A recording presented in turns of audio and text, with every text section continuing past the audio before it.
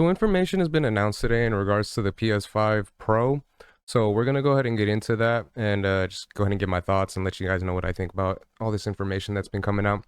So PS5 Pro is real, but it's so expensive you might wish it wasn't. So pretty much the main thing that people are talking about right now is the price itself. So the fact that it is $200, which is $200 more than what it originally was, which was the 500, is personally I think that's ridiculous. I think that's way too much for a game console. At that point, you're pretty much better off saving up to get a PC, because you can probably start off with getting like a little setup to begin with around that much money, and then upgrade the other features later on. But the fact that they're charging that much confidently, to me, is, I feel like that's ridiculous. And then one of the other things I was noticing too was the fact that it states right here, vertical stand sold separately. So they're charging $700 for the console itself, and they're not even including the stand. I think that's so stupid. So that was one of the things that ended up bugging me in that regard. And some of the other information that it came out as well was Pro won't have a disk drive, needs to be purchased separately. So you have to purchase the disk drive separately. And it also states right here, so if this is the same price as the PS5 Slim disk drive, then this will set you back another $80. The PS5 Pro itself already costs $700, so unless you can buy them in a bundle, the upgrade will cost you $780 if you want to play the physical games. Add to the additional stand, and that could bring the total cost to $800, and that's obviously before tax. So I personally, I think that's ridiculous. The fact that they're going that route, it's, especially for the changes that they're stating that they're making for it. It doesn't seem like it's $200 worth of a cost. Now, keep in mind, it could be one of those things that, it probably actually does range around $700, because there was the whole, I'm not sure if it was with PlayStation, but there was the whole thing where I believe it was with the Xbox. It could be with PlayStation if I'm not mistaken, but where they had it so that if you did, if they did sell it at the price that they were selling them at, then the companies itself would be taking a loss. So it is one of those things. They could be taking a loss as it is with the PS5 selling as much as they were. So, with them bumping it up $200, that could be them trying to make up for that. But at the same time, with the way the market is as far as gaming goes, and PCs becoming so common as far as gameplays, with so many games that, are exclusives that are starting to move over to PC, it's starting to look like that might be the way to go as far as gaming goes in the near future. If these gaming companies are going to be charging this much money for these types of products, And so it just kind of shows an example here of what the new Pro is going to look like. So standing up stand has the two little black dividers over here on the sides.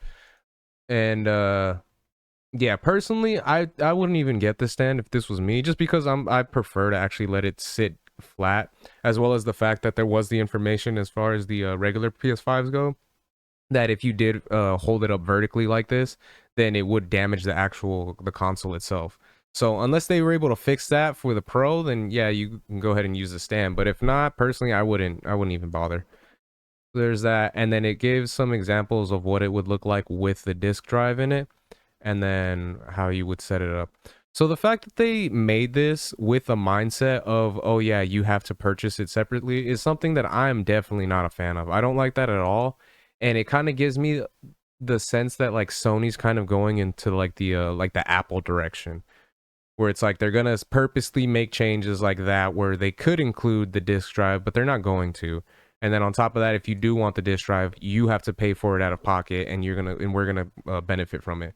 So I think that's kind of ridiculous. I think that's pretty stupid that they would do something like that. But at the same time, it is what it is. With them not adding the disk drive, that is kind of the direction that the gaming market is going in. We're doing things digitally. Personally, I'm not a fan of it. I've always been a physical copies, I've always preferred to actually own the physical copies of these products, in these games and everything like that.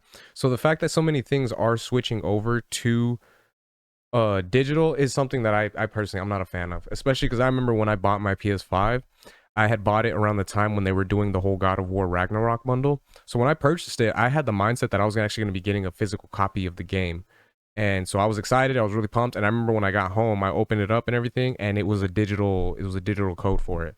And personally, I'm not the type that likes that, especially for like a bigger game like God of War. I would like to actually have the physical copy of it because I like to collect the games themselves. So the fact that it was in that direction is something that I don't like. But at the same time, like I said, it is the direction that it looks like gaming is going.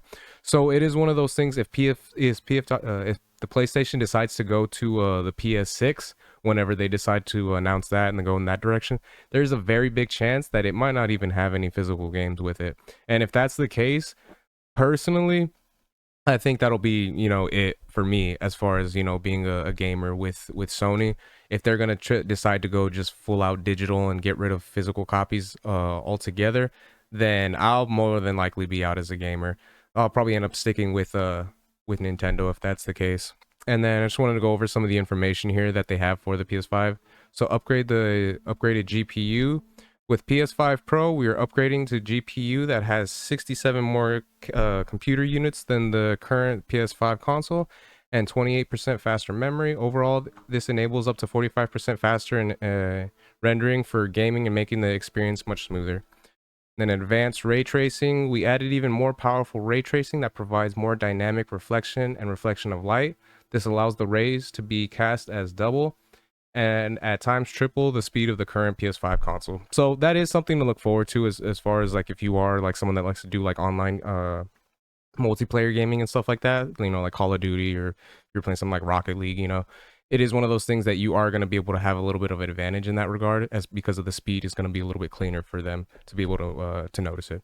So, and then AI driven upscaling. So we're also introducing PlayStation specular super resolution and AI driven upscaling that uses a machine learning based technology to provide super sharp image clarity by adding an extraordinary amount of detail. So that can be a weird one because it is one of those things, it's definitely going to improve the game experience itself. Like it should make things look a lot cleaner. But I wonder if it is going to be one of those things like how it is kind of like AI upscaling in like modern day videos, like that, or I'm sorry, like older videos from back in the day. If it is going to have it so that it does kind of clean it up a little bit, but is it going to have that issue where it does look kind of weird in certain aspects? Like something might not be like the AI might not generate it properly, so it kind of looks a little bit off. So not too sure about that in that regards. But as far as the console goes itself, personally, I don't think I'm gonna be getting a PS5 Pro. I already have my PlayStation, and it's been good to me. I haven't had any issues with it. The only thing obviously I would be the storage amount. But at the end of the day, you can always get like an external hard drive that you can add to it. But yeah, those are my thoughts on that. Let me know what you guys think. Are you guys going to be getting the PS5 Pro? If you are, what are you looking forward to as far as like what the upgrades are? Is there anything specifically that you're looking forward to and that you're hoping you'll be able to have a better experience with? And then yeah, let me know what you guys think on the price as well. Do you guys think this is overpriced, or do you guys think that this is, fair amount that they're asking for? So those are my thoughts on that. Let me know what you guys think. If you guys can like, share, subscribe, all that good stuff, I'd really appreciate it. And yeah, until next time, Harmonic out. Peace.